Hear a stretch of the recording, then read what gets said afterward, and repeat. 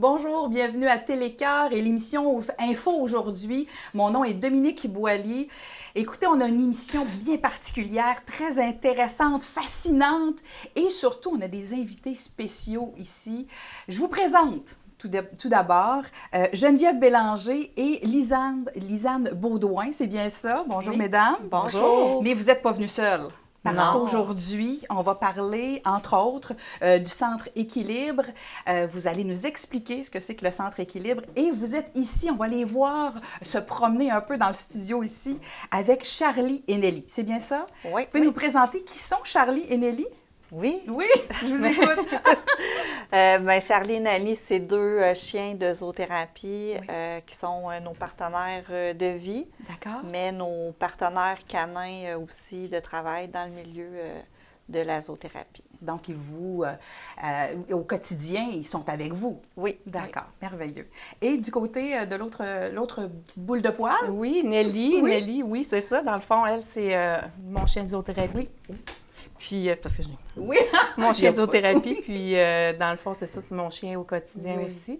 Puis, ma toutoune, elle a presque 11 ans. Quand même. Oui, puis elle est super, c'est une super de belle chienne Oui. là, pour faire la zoothérapie. Puis par la suite, comme que je disais, tu sais, Nelly, ça a été un chien qu'on a trouvé errante sur le bord du chemin.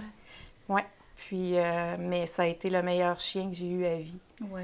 Puis elle nous le rend super bien, même en intervention. Alors, une belle histoire ici. Oui, tout à fait. Là, le Centre Équilibre, Geneviève, je vais te poser des questions parce que tu as créé le Centre Équilibre. Est-ce que tu es la créatrice, la fondatrice? Oui.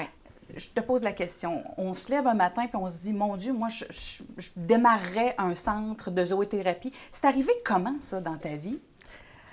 C'est une très belle question. Oh, oui. C'est arrivé par une expérience personnelle. Oui. En fait, moi, j'ai eu recours à la zoothérapie avec les chevaux il y a près de 10 ans maintenant. J'avais un choc post-traumatique et tout ça, puis j'avais un intérêt envers les chevaux. Oui. J'en avais eu quand j'étais petite, mais j'avais un cheval qui m'avait mordu, donc j'avais des traumatismes. Fait que j'ai voulu vraiment aller vers ce style de rencontre-là. Et c'est extraordinaire, qu'est-ce que les chevaux peuvent nous faire vivre. Et après, bien, je veux vraiment tomber dans le poison souriant de ça. Oui. Vraiment, je suis une personne qui aime la science, qui a besoin vraiment de comprendre l'humain, d'abord et avant tout. Donc, j'ai commencé à faire des recherches, à faire des études approfondies sur le cerveau et la psychologie des chevaux. Et à ce moment-là, moi, je travaillais dans le milieu des ressources humaines, dans le monde financier et syndical. Un autre domaine complètement Complètement. Un peu plus conventionnel, hein? Oui, c'est ça. Et j'étais dans le bureau de ma conseillère RH régulièrement pour savoir à quelle année je vais pouvoir prendre ma pré-retraite. Est-ce que je peux racheter des années de service? Je peux-tu prendre une année sabbatique? Mon Dieu, j'ai des frissons quand tu me dis ça. C'est le supplice de la goutte, ça. Quand on pense à combien d'années il nous reste et tout, là, on sent qu'on n'est pas bien. Donc, l'amour des chevaux, ça a aidé vraiment, ça a été ce coup d'envol-là. Oui. Puis, à un moment donné, ce désir-là est devenu beaucoup plus fort. Donc, vraiment, par impulsivité, à un moment donné, j'ai fait « j'arrête ça Oui. ». Puis, je me lance dans ce monde-là. Donc, ça a commencé, c'est ça, avec moi, puis maintenant, quand même assez grand. Oui. Est-ce que tu avais, en fait, des notions d'entrepreneurship un peu, ou est-ce que tu as démarré puis tu as appris un peu sur le tas? J'ai appris, mais je suis une personnalité très curieuse. Puis, mon frère était un entrepreneur, mais mon grand-père, tu sais, c'est issu un peu de notre famille, mais j'ai une personnalité curieuse, créative, qui n'a pas peur de se lancer dans le vide. Effectivement. Et tous les gens qui travaillent avec moi peuvent confirmer de ça. Oui. Donc, vraiment, je me suis levée un matin, puis en fait, c'est que j'ai jamais réfléchi à ce que je faisais. Ça a été naturel, instinctif. Oui, vraiment. comme le sens qu'on a avec des animaux. Oui. Puis là, j'allais dire, je veux te remercier de ne pas avoir amené de chevaux ici, parce que le studio est un peu plus petit. On aime bien justement les chiens. Par contre, est-ce qu'on peut faire de la zoothérapie? Puis on va y revenir tout à l'heure, ce que c'est vraiment que de la zoothérapie aussi, Lisanne. Est-ce qu'on peut en faire? Je pose la question à Lisanne. Est-ce qu'on peut faire de la zoothérapie avec d'autres animaux que des chevaux ou des chiens? Oui, tout à fait. Oui? C'est juste que nous, on est vraiment spécialisés avec les chevaux D'accord. et les chiens, mais oui, avec des oiseaux, avec... Ah oui, il y a d'autres petits animaux à poil, des Oui. chats, des lapins. Ça peut être tous les petits animaux en soi qui ont été éduqués là, pour pouvoir faire de l'intervention puis de la zoothérapie. Là, tu viens de le dire, qui ont été éduqués. Parce que, je l'ai vu d'ailleurs sur votre site, est-ce que de la zoothérapie, c'est juste flatter un animal? Mais j'ai trouvé ça intéressant parce que on peut être un peu surpris de ce que peut vraiment apporter la zoothérapie, être critique face à n'importe quelle approche. Je pense que c'est heureux.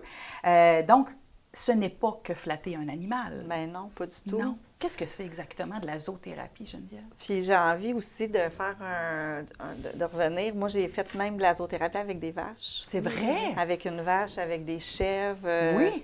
Fait que, tu sais, ouais, vraiment, c'est assez surprenant. Quasiment pas de limite, finalement. Oui. Oui. Donc, c'est quoi la zoothérapie? Bien, la zoothérapie, en fait, c'est une approche alternative. Oui. C'est une approche complémentaire.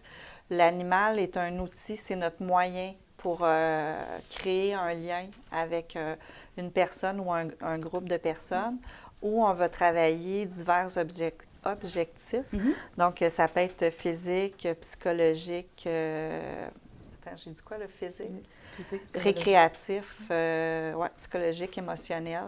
Donc, c'est vraiment un complément à une intervention. D'accord. Alors, on n'est pas des psychologues. Non. Non, c'est pas ça du tout. Par contre, lorsqu'on a une certaine difficulté, lorsqu'on va voir des professionnels, on pourrait ajouter cet élément-là qui est la zoothérapie pour permettre de créer un lien. C'est ce que je saisis, entre autres, Ouais. en groupe ou en individuel. Oui, bien, c'est sûr qu'il y a des psychologues, des psychothérapeutes qui vont ajouter la zoothérapie dans leur pratique. Oui. Si on n'a pas le titre de psychologue ou de travailleur social, on est des intervenants en zoothérapie. Donc, on travaille dans le moment présent sur l'amélioration des symptômes ou d'un défi quotidien, tandis que d'autres professionnels vont travailler sur des causes. Donc, l'approche, elle est différente. D'accord. Lisanne, je te pose une question. Mettons que j'ai des besoins particuliers. J'exprime de l'anxiété. Alors, j'aimerais être capable de traiter, sans nécessairement traiter totalement, parce qu'on comprend qu'on n'est pas des psychologues, psychiatres. On ne donne pas de la médication, là, pas du tout, c'est pas votre rôle. Et j'ai un tempérament anxieux. Alors, vous allez venir me voir, ou je vais aller vous voir, on précisera un peu comment on peut entrer en contact avec vous, et je vais exprimer mon besoin en disant, je pense que ça me ferait du bien de la zoothérapie. Quelles sont les étapes ensuite avec moi, là, si j'ai de l'anxiété? Qu'est-ce que vous allez faire avec moi ensuite? Dans le fond, la première rencontre ou le premier appel, on valide un peu les symptômes que vous avez. Oui. Puis par la suite, quand on se rencontre pour la première fois, on fait, dans le fond, l'évaluation des besoins. OK. Puis là, on va vraiment aller chercher si vous avez soit des diagnostics de TDAH ou quoi que ce soit, des choses comme ça, des antécédents particuliers. Puis au niveau de l'anxiété aussi, qu'est-ce qu'il y en a exactement. Puis, suite à ça, suite à l'évaluation, là, par la suite, on va prendre un premier rendez-vous. Puis, là, vous venez nous rencontrer, puis dépendamment, avec le cheval ou avec le chien, dépendamment là, de l'objectif là, aussi là, à atteindre, puis on choisit l'animal ensuite. OK. Mais le cheval est très, très bon. C'est là-dedans. vrai? C'est Ouais. souvent vers les chevaux que les gens vont se diriger en premier lieu? Il y en a beaucoup. Il y en a beaucoup? Oui, Ah il y en oui? a beaucoup. Il y a une La major- fascination pour, Ouais. pour les chevaux en général? Oui, parce que les chevaux, c'est le miroir de l'humain. Puis quand on a vraiment un contact avec eux, c'est quasiment inexplicable. Ça vient nous chercher, ça vient chercher les clients. Puis, tu veux l'expliquer, mais ça ne s'explique pas. Ça Ça se se vit. ressent. C'est ça. Parce que là, on parle effectivement. d'émotion, là, on parle Ouais. de ressenti. Alors, au téléphone, c'est intéressant, on documente ce que j'ai de besoin, mais ensuite, là, on le vit ensemble. Oui. C'est-à-dire, si on se déplace au centre équilibre, ça ressemble à quoi? Vous avez une étable, vous avez... À quoi ressemblent les lieux? Ça ressemble à un pet shop? Ça ressemble à quoi? J'essaie de me faire une idée, là, parce qu'un cheval, là, on place Ouais. pas ça n'importe où, là, Non, Geneviève. c'est ça. Mais juste pour parler d'anxiété, Oui. c'est sûr que au téléphone, ou par courriel, quand on cible la demande, on a 2 styles de méthode avec le cheval avec laquelle on travaille. Fait qu'on peut travailler, tu sais, au niveau de la valorisation, l'estime, la gestion du stress, la gestion de l'anxiété par des activités équestres où on va vraiment tu sais, travailler avec un plan d'intervention. Mais chez nous, on se spécialise vraiment avec une approche émotionnelle parce que le cheval, c'est un animal anxieux. Fait que c'est bien de poser cette première Oui, question-là. tout à fait. Donc, le cheval est anxieux, lui, déjà à la base. Fait que le client se voit à travers le comportement du cheval et c'est pour ça que c'est si puissant de faire... Ce ressenti, cette connexion-là Ouais. entre gens anxieux. là. Oui. OK. Tandis qu'avec le chien, ça va être un autre style, ça va être une autre approche. Un peu là. plus ludique, donc à Complètement. travers le jeu, parce qu'on ne peut pas lancer une balle à un cheval. Ouais. Nécessairement, là, c'est d'autres activités. On peut travailler aussi émotionnel parce que Oui. le chien va ressentir comme si la personne vit un stress ou nous raconte, par exemple, une situation qu'elle a vécue dans la semaine, qu'elle a eu un stress ou quoi que ce soit.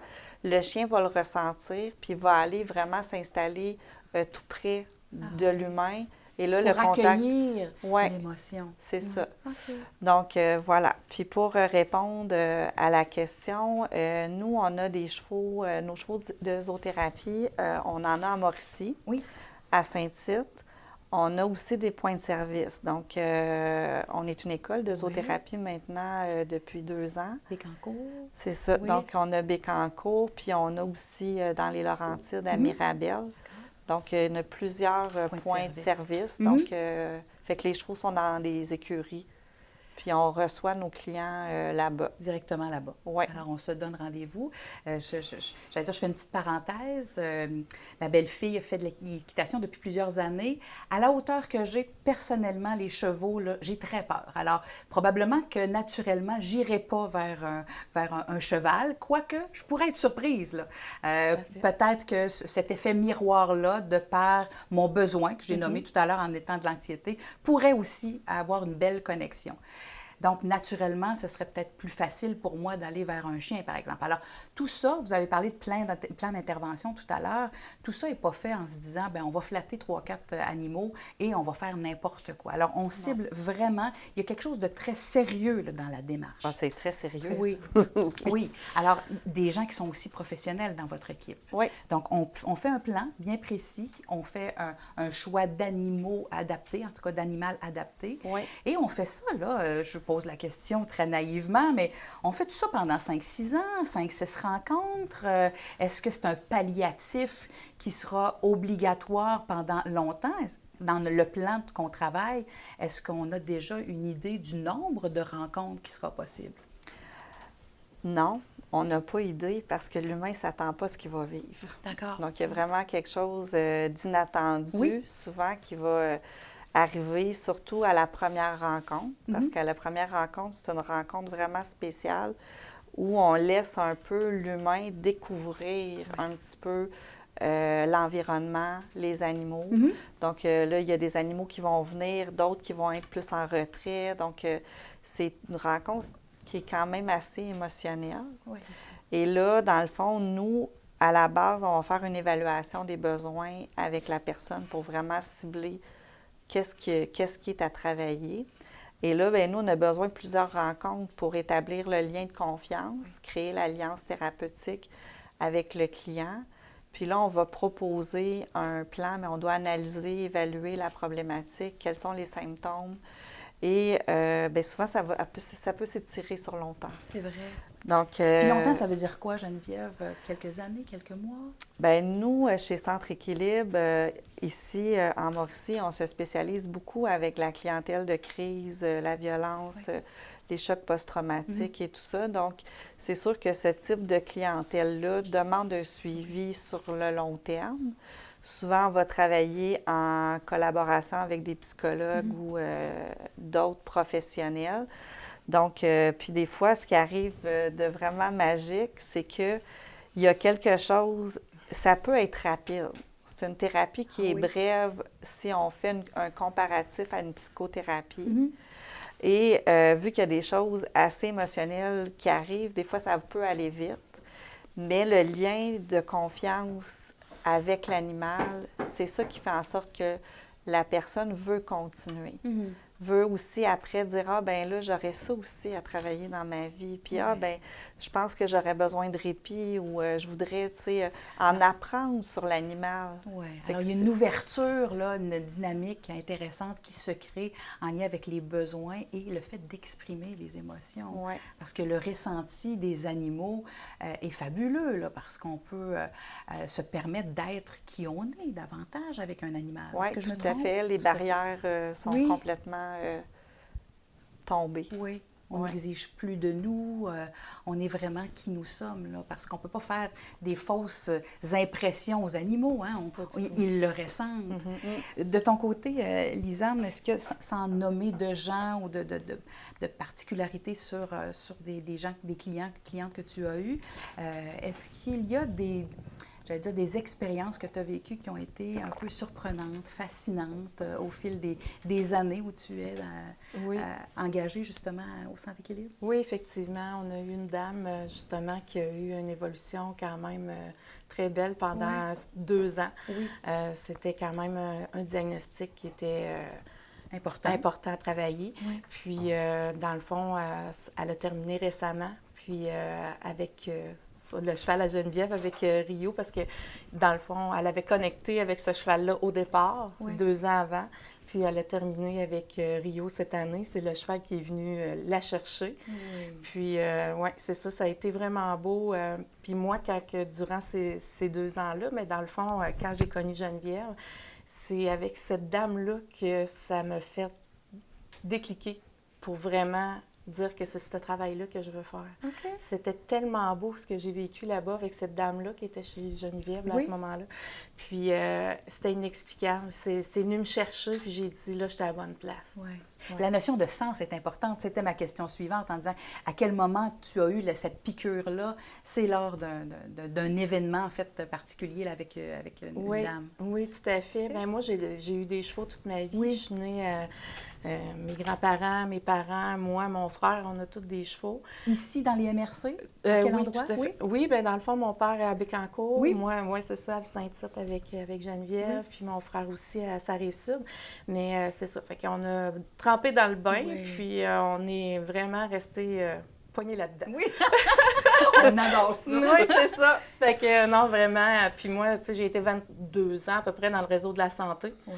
Puis les chevaux, je m'étais tout le temps dit quand j'étais plus petite que je voulais toujours travailler avec mes chevaux, mais ça n'a pas à donner à ce moment-là.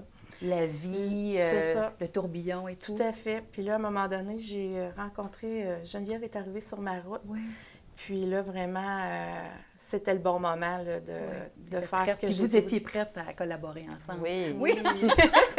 Geneviève avec ses idées là, de grandeur et tout. Oui. La magicienne, justement, de la zoothérapie. Oui. Intéressant, mesdames. J'aimerais qu'on puisse aussi parler, vous avez parlé de sensibilité, d'émotion. Moi, ce que j'ai vu, j'ai exprimé, en fait, j'ai vu qu'il y avait de l'hypnose possible. C'était une approche humaniste, donc on va chercher à être vraiment en contact, donc de créer le lien thérapeutique, c'est ce qu'on a nommé. Oui.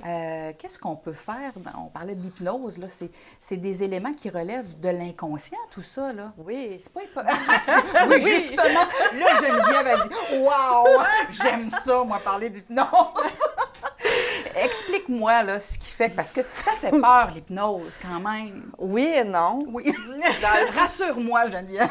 Bien, premièrement, Centre Équilibre, oui, c'est de la zoothérapie, mais on offre plusieurs services à l'intérieur de l'entreprise. Donc, on offre de l'intervention conventionnelle, On offre de la zoothérapie et on offre de la formation et de l'hypnose. Oui. Donc, moi, je suis hypnothérapeute. C'est intéressant de travailler avec le subconscient parce que, dans le fond, le cerveau est tellement intéressant. Et fascinant. Oui, c'est ça. Moi, j'aime vraiment ça, tout ce volet-là. Hein. Vous voyez sûrement mes yeux, là. La magicienne du cerveau. Moi, c'est pas pire, ça, comme terme.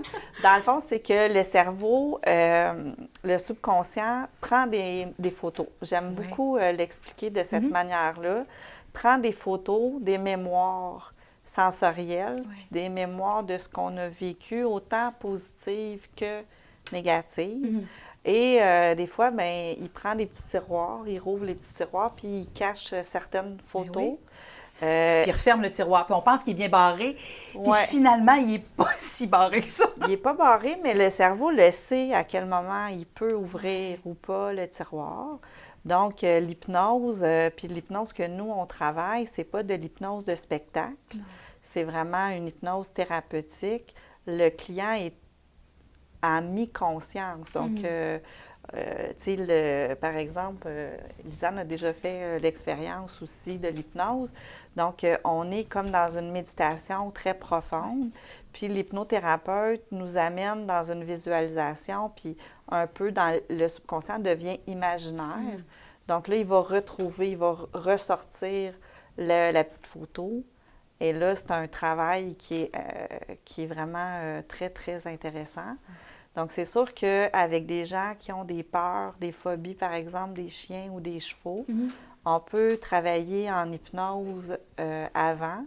Puis après, on va intégrer la zoothérapie comme tantôt tu disais, bien moi, j'ai peur des chevaux, mais si j'ai envie d'aller plus loin parce que cet animal-là m'intrigue ou je le trouve beau et tout ça, donc on peut commencer en thérapie par l'hypnose. Puis après, on va travailler avec de l'exposition, donc sans avoir de contact nécessairement tout de suite avec l'animal, soit le chien ou le cheval. Puis on va y aller dans une séquence où on sait comment bien accompagner la personne pour que ça soit sécuritaire puis que tout se passe de façon positive. Et professionnelle. Oui. Parce que c'est un peu ça. On va peut-être pouvoir comprendre à travers l'hypnose pourquoi j'ai cette peur-là, par exemple, d'un cheval. Donc, on va aller un petit peu plus loin, dépoussiérer, puis, j'allais dire, retirer un petit peu les loquets de mes tiroirs pour s'assurer de bien saisir l'ampleur de ce que j'ai besoin. Oui. C'est ce que je comprends? Dernièrement, j'ai eu une cliente, justement, qui avait une peur des chevaux, là, mais vraiment, puis tu sais, moi, j'ai eu une peur des chevaux très, très profonde. Donc, je peux très bien... Une empathie naturelle, là. Oui, fait que je peux très bien comprendre ça. Et dans le fond, cette personne-là, sa mère avait fait une chute à cheval. Et quand elle était petite, elle voulait faire de l'équitation et sa mère lui disait, bien non, c'est trop dangereux faire de l'équitation. Donc, tout ce qui vient avec les croyances, puis ce que nos parents ou des fois des amis nous transmettent comme pensée, finalement, puis des fois, il y a des gens qui ont des pensées, bien, le cheval va me mordre, le cheval va me ruer. Bien, non, le cheval ne va pas ruer. Tu sais, un cheval qui rue, c'est parce qu'il est en danger. C'est un animal de proie. Donc, quand on rue puis on se fâche des fois, c'est parce qu'on on sent qu'on est un peu en danger. Hein? Mais c'est intéressant aussi. Puis c'est intéressant l'hypnose aussi parce que le cheval est souvent dans la même transe hypnotique que... En fait, le cheval dort debout. Oui, c'est vrai, c'est intéressant ça, ce parallèle-là. Oui, fait que quand le cheval dort debout, il y a des chevals qui vont dormir couchés, ça c'est parce qu'ils sont vraiment en sécurité, puis ils savent qu'il n'y aura pas de prédateurs qui vont venir. Mais quand que le cheval dort debout, il est dans la même fréquence que nous quand on est sur le bord de s'endormir. Donc, dans la phase bêta, je crois. Fait qu'on a un accès, là, ici, au niveau du cerveau, à d'autres éléments de l'inconscient. Oui. Fait que c'est intéressant. Donc, il nous apprend, justement, à avoir accès à cette phase-là, justement, du sommeil. J'avais une autre question en lien avec les traumatismes. Vous l'avez abordé tout à l'heure. On va chercher à dénouer un peu les traumatismes, voir de quel ordre ils sont. Il y a l'approche cognitivo-comportementale qui réfère justement à tout ce qui est cognitif et ce qui nous amène à travailler sur le comportement. Donc, vous allez vous permettre d'aller un peu plus loin dans cette approche-là, assurément. Vous avez exprimé tout à l'heure le fait qu'on est dans un plan, mais maintenant, on a aussi le désir d'avoir des résultats. Oui. Alors, vos résultats, est-ce qu'ils sont déjà très concrets, très précis? On parlait tout à l'heure du délai puis du nombre de temps. Est-ce qu'on se dit, bien là, c'est mission accomplie? On a vraiment réussi ce qu'on voulait faire. À quel moment on se dit, on a réussi? Est-ce que c'est l'animal qui choisit? Est-ce que c'est la personne qui a un besoin qui réussit, qui dit que c'est réussi, ou c'est vous? Qu'est-ce que tu en penses, Lisa? Bien, dans le fond, souvent, le client va comme avoir un plateau. Oui. Puis nous c'est aussi. intéressant. Alors, Ouais. on va un petit peu plus vite, on stagne, puis ensuite...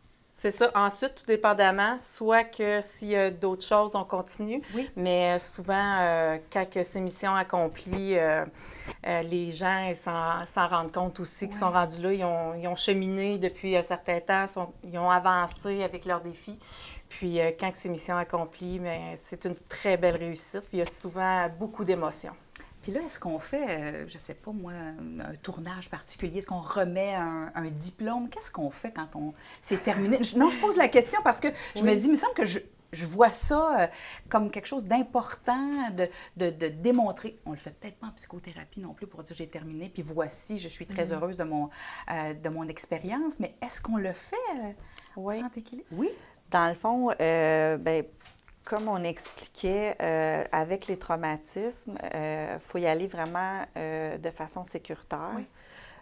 puis vraiment doucement. Donc, il n'y a pas d'urgence. Vraiment, il faut être très prudent dans l'approche.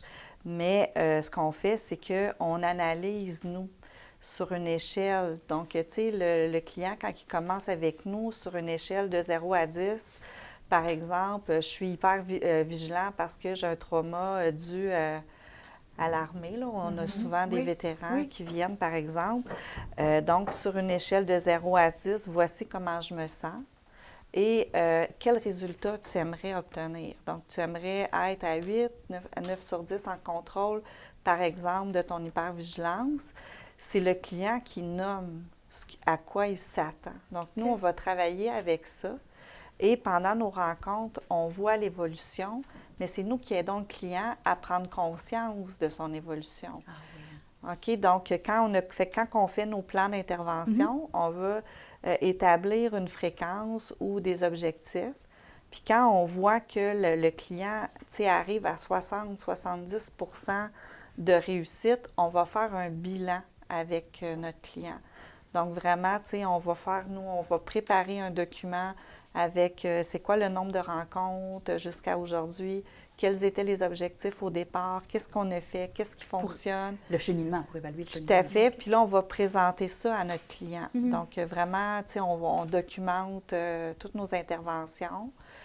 Puis après, bien, le client, tu sais, a ça avec lui. Ouais, donc, accès à son dossier. Oui. Et moi, il y a certaines clientes, mais là, il y a beaucoup plus de femmes que d'hommes qui viennent chercher des services de zoothérapie.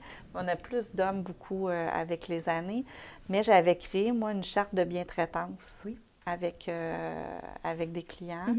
Et ils l'ont au début. Et lorsqu'ils ont atteint leur travail, on va signer la charte avec eux.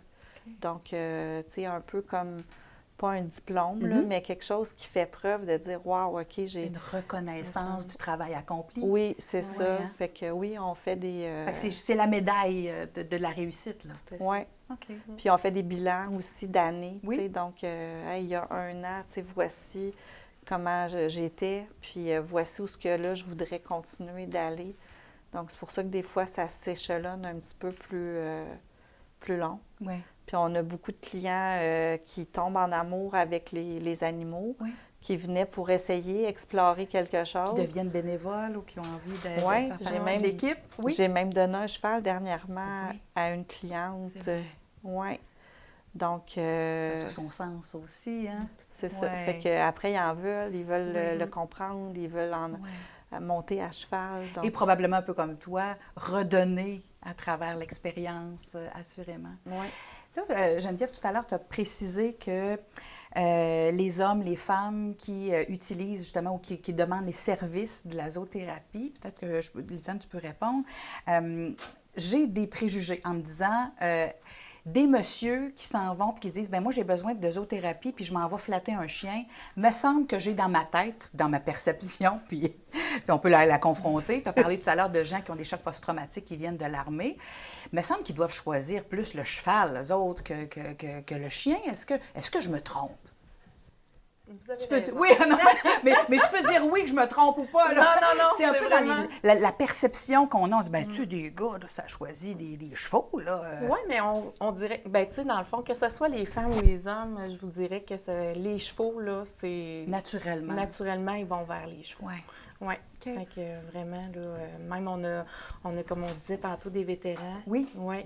Mais on a des hommes de plus en plus. Oui. Puis les hommes répondent très bien. Puis on pense des fois que on se dit, oh, peut-être qu'ils vont être réticents, ils vont... Puis ils embarquent tellement là, dans nos interventions, là, c'est vraiment ça peut être beau surprenant parce qu'on est des femmes. C'est vrai qu'on a une ouverture peut-être plus naturelle à parler des émotions. Bon, je ne veux pas catégoriser les hommes, mais parfois les hommes ont peut-être un peu moins de facilité. Mais avec des animaux, vous voyez vraiment qu'il y a une ouverture plus grande? Oui, bien, parce que dans nos services, tu sais, oui, on reçoit des gens, tu sais, dans nos points de service, dans nos centres, mais on se déplace aussi dans des milieux.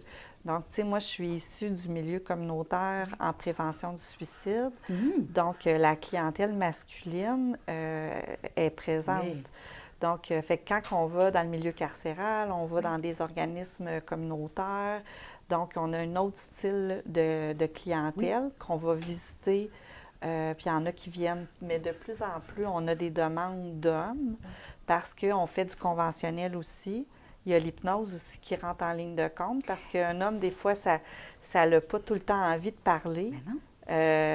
Est-ce que ça adhère bien? Bien, on ne peut pas généraliser si c'est arrivé quelquefois, mais est-ce qu'ils adhèrent quand même à cette notion? Parce qu'il y a une notion de confiance, là. Vraiment. Oui. Vraiment, vraiment. Puis, tu sais, des hommes, on en a en suivi vraiment l'anxiété, la confiance, la dépendance affective, la consommation. Oui. Donc... Puis, tu sais, dans... des comportements. Alors, une belle ouverture. Moi, je fais une parenthèse, là, parce que des fois, nos hommes, on en a besoin de nos hommes. On a besoin de nos hommes qui sont en équilibre, pour ne pas faire de jeu de mots là, avec le centre, mais qui ont besoin aussi de services. Puis, c'est pas naturel toujours d'aller vers des gens autour de nous. Oui, autour d'une bonne bière, ça peut être intéressant, mais quand on s'aperçoit qu'on a des besoins un peu plus grands, bien, il y a votre centre qui, assurément, nous permet de pouvoir travailler autrement. Ce que je trouve intéressant, c'est qu'on travaille autrement. On se dit, ben, j'ai pas le goût d'aller voir un psychologue, il va me poser plein de questions, il va me trouver plein de bébites. Puis c'est pas ça qu'on veut. Là, ici, on travaille autrement. C'est ce que je trouve intéressant. Oui, puis on fait aussi du corporatif. On peut aller dans des entreprises aussi. Donc, tu sais, là, on va en côtoyer des hommes. Oui. On va travailler avec des équipes de ressources humaines, on va travailler avec des gestionnaires, on va faire du leadership, cohésion d'équipe, gestion de conflits. Donc, tu sais, les hommes... Ils viennent peut-être moins en suivi individuel. Le pourcentage de femmes est plus élevé, mais dans les autres styles de services qu'on offre, on va côtoyer les hommes par le biais de la zoothérapie. Alors, de la résistance, vous en avez moins connu lorsque vous arrivez dans des milieux, et que ce soit des hommes, des femmes ou peu importe, quand vous parlez de prison, de pénitencier où vous êtes allé, il n'y a pas de résistance. Non, mais des fois, il y en a. Oui. Oui, parce que de se dire, bien, je vais me laisser tenter par cette émotion-là. Oui. Puis là, bien, à un moment donné, sans qu'on s'en aperçoive, là, c'est le chien qui va venir. Oui. C'est le lapin, hein, tu sais, qui va être là, la petite poule miniature, puis que là, waouh, j'en ai eu, moi, des poules chez nous. Et là, on s'exprime. Oui. C'est ça. Fait que, tu sais, c'est très, très... intéressant. Oui. Puis surprenant, probablement l'effet de surprise. Tout le monde se laisse un peu impressionner là, par cet effet de surprise-là. Oui. Il y a un petit bout d'histoire qui est raconté à travers le médium qui est l'animal. Oui. OK, intéressant. Les souvenirs qui reviennent. Oui. Puis l'effet de souvenir, bien là, on fait appel à l'inconscient. Le cognitif, oui. Oui, exact.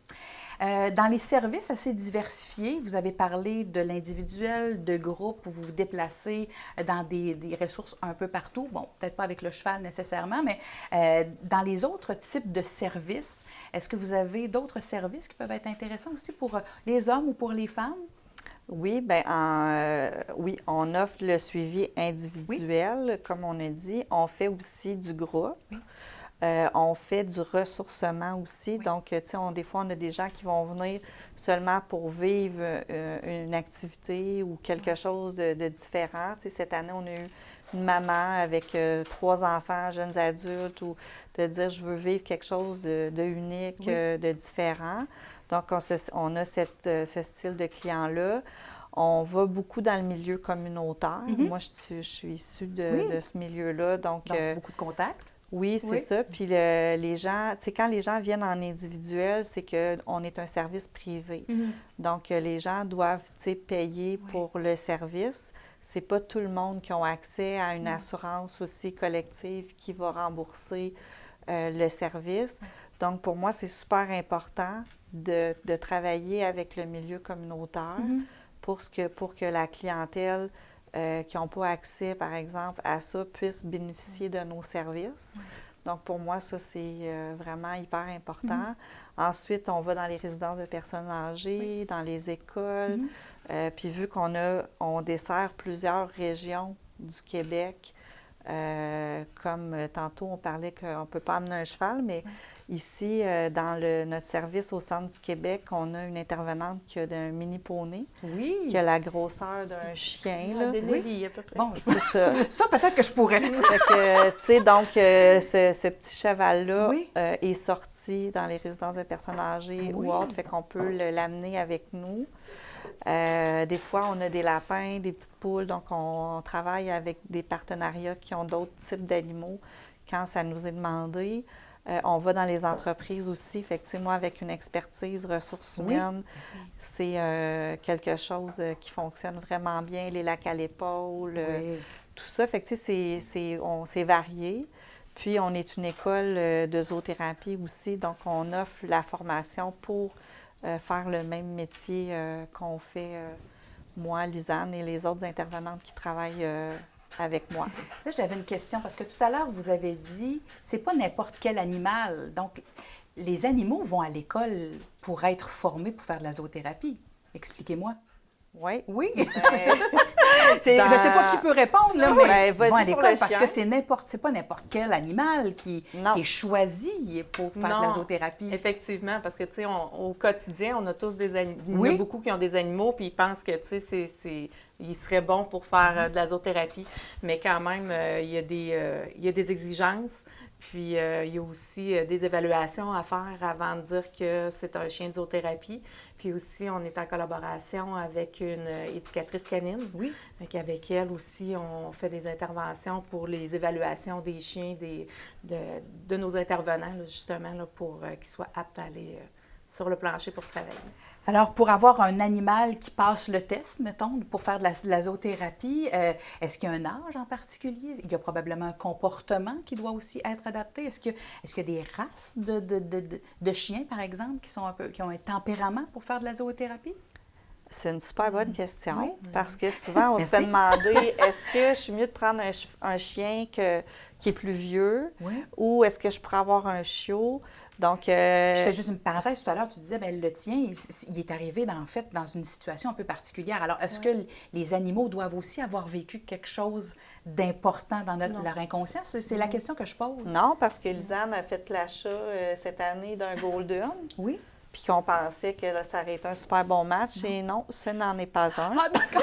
Alors, Il n'a pas passé ses examens, notre ami. mais là. moi On l'a aussi. passé chez l'éleveur, Ah rendu oui? à la maison, ça passe à Ah, pied. bon. Donc ça arrive souvent. Il a peut-être utilisé l'intelligence artificielle pour Ouais, falsifier ses réponses.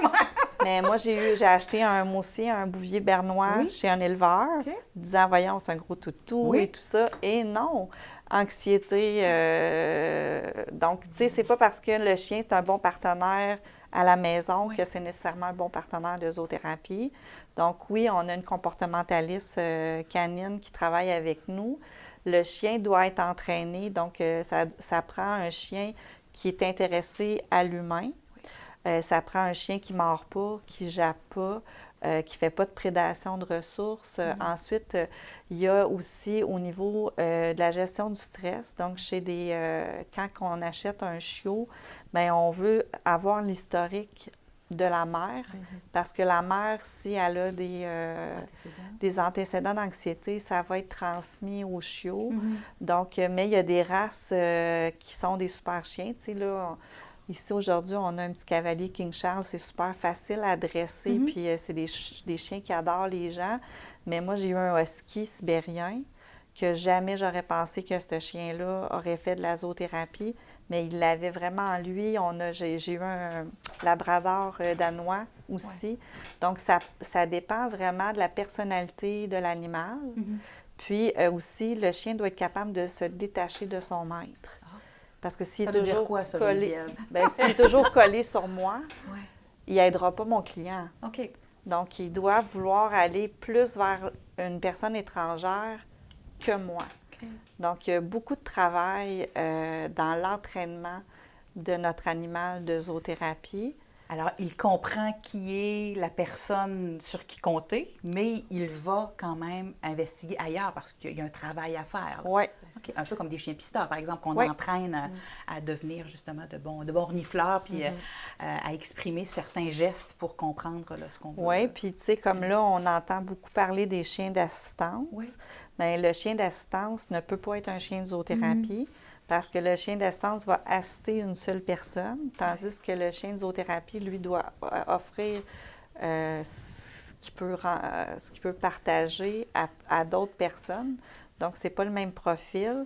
Puis le cheval de zoothérapie, là, ça, on est avec autre chose. Là, c'est 1 an et demi de formation, d'entraînement pour que le cheval comprenne bien le rôle qu'il aura à jouer. Oui, tout à fait. Parce que, tu sais, c'est le facilitateur, c'est le médiateur. Donc, on travaille en synergie triangulaire. On a une façon, tu sais, nous aussi, on est formés, là. Oui. Donc, on doit observer, on doit avoir toujours l'œil sur l'animal versus le client. Le cheval, c'est un animal de proie, il est imprévisible. Donc, s'il rentre trop rapidement dans la bulle de quelqu'un, les accidents. Donc, tu sais, il y a vraiment beaucoup de données pour que l'animal soit vraiment bien sélectionné puis bien entraîné. D'accord. Là, Geneviève, on ne fait pas ça seul parce que tu as une idée qui relève d'un de tes besoins quand même, d'une situation personnelle. Tu as créé le Centre Équilibre, puis tu as amené d'autres, je vais dire disciples, mais tu comprends que ce n'est pas une secte, d'autres gens autour de toi. À quoi ressemble l'aspect professionnel de ton équipe? Oui, bien, on s'en vient quand même avec une pas pire équipe. Oui, je pensais pas ça quand j'ai commencé ça il y a quelques années, mais je suis vraiment très fière. Donc, au niveau de la gestion, de l'administration, présentement, moi, je m'occupe beaucoup de la gestion, de la supervision et tout ça. Il y a le développement des affaires, tout le volet administratif. Donc, là, présentement, je suis à la recherche d'une nouvelle personne. Okay. Parce que Lisanne était avec moi et en administration et en intervention. Mais là, elle prend beaucoup son air d'aller. Donc là, on va ajouter une nouvelle personne à l'interne. Donc, au niveau de l'intervention, il y a 4 intervenantes. Moi, je suis moins sur le terrain, mais on est 5 intervenantes au total. Puis, au niveau de l'enseignement, j'ai 8 enseignants aussi qui travaillent, qui enseignent pour former les intervenants. Donc, c'est à peu près ça. Là. Belle équipe. Oui. Lisanne, je te pose une question. Si tu avais à convaincre justement quelqu'un d'adhérer puis de pouvoir faire partie de l'équipe, sur quel aspect tu pourrais mettre l'accent justement en disant voici un espace, un lieu fabuleux. Tu as eu un coup de cœur à un moment donné avec une dame, mais sur quoi tu pourrais mettre l'accent pour expliquer aux gens ou exprimer aux gens qui peuvent faire partie de l'équipe? Je dirais... Qu'est-ce que je pourrais dire? Il y a plein de choses que je pourrais dire, mais mettons, en résumé... bonne question. Est-ce que ce sentiment-là, tout à l'heure, on parlait de sens, mais le sentiment de faire une différence, tu as fait le lien en disant, bien, moi, je travaillais dans le domaine de la santé. Ça veut dire qu'on veut prendre soin. Est-ce que cet élément-là est un concept du quotidien, finalement? Oui, c'est ça. Tu sais, aider, la relation d'aide et tout, là, oui, ça, c'est majeur. Là, puis une personne qui est empathique aussi, puis qui est à l'écoute, puis ça, c'est... mais tu sais, comment je pourrais dire ça? Le mot résumé pour dire là, que venir travailler avec nous, c'est... ben, je peux pas dire que c'est de la magie. J'aime ça, par exemple. On peut pas dire que c'est de la magie, mais c'est tellement... c'est inexplicable. Tu sais, c'est ça que je disais tantôt.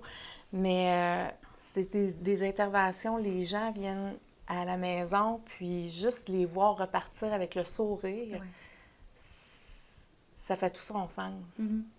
Puis au quotidien, ce qui pourrait être intéressant, c'est qu'au quotidien, on s'aperçoit qu'on fait du bien. Et tu as parlé de magie parce que c'est vrai qu'on n'a pas, on n'a pas de baguette magique ici là, pour faire des changements majeurs parce que la personne doit travailler. Hein? C'est pas instantané puis c'est pas magique, mais l'effet qu'on donne, ça, c'est comme créer un peu de magie autour de nous. C'est ce que j'entends. Parfait. Geneviève, j'aimerais aussi peut-être boucler notre entretien en disant, si j'ai besoin de services, on a parlé tout à l'heure de groupes, de différents types d'animaux, de gens qui veulent s'aider au niveau du conscient et de l'inconscient, des hommes et des femmes, de nos deux MRC. On fait quoi pour... aller vers vous, puis que ce soit pour faire partie de la belle équipe magique ou d'avoir des services ou d'être fasciné par le domaine de la zoothérapie. Est-ce que vous avez une page Facebook? Comment on communique avec vous? Bien, on a tout ça, bien entendu. On est un petit J'y ai pensé là, quand j'ai créé ça. Ça fait ça. Donc, oui, on a une page Facebook, on a une page Instagram, on est sur LinkedIn, on a un site web, on répond aux appels, on répond au courriel. On travaille aussi beaucoup avec la protection de la jeunesse, le camp, le milieu carcéral, donc, tu sais, en intercollaboration. Donc, des fois, c'est vraiment une personne externe qui va nous téléphoner disant, moi, je travaille, par exemple, pour l'Association de la déficience intellectuelle. J'aurais peut-être un usager, tu sais, qu'on n'arrive pas à créer le lien. Est-ce que ça serait possible qu'on travaille ensemble avec l'animal? Donc, il y a aussi cette façon-là de pouvoir obtenir nos services. Puis là, tu l'as dit tout à l'heure, on est dans du privé. Alors, c'est sûr que ça coûte des sous. En intervalle de coûts, juste par curiosité, ça coûte combien? Est-ce que c'est de l'heure? Comment ça fonctionne? Oui, ça fonctionne avec une tarification à l'heure. Fait qu'on est aux alentours à peu près entre 100 et 150 $ de l'heure. Puis, il y a beaucoup, tu sais, on donne des reçus pour les assurances collectives. Donc, les gens qui ont une couverture d'assurance vont se faire rembourser là, une bonne partie du service. Donc, ça, c'est vraiment intéressant. Sinon, tu sais, on travaille avec, comme je disais tantôt, là, on a une cliente, la jeune adolescente, là.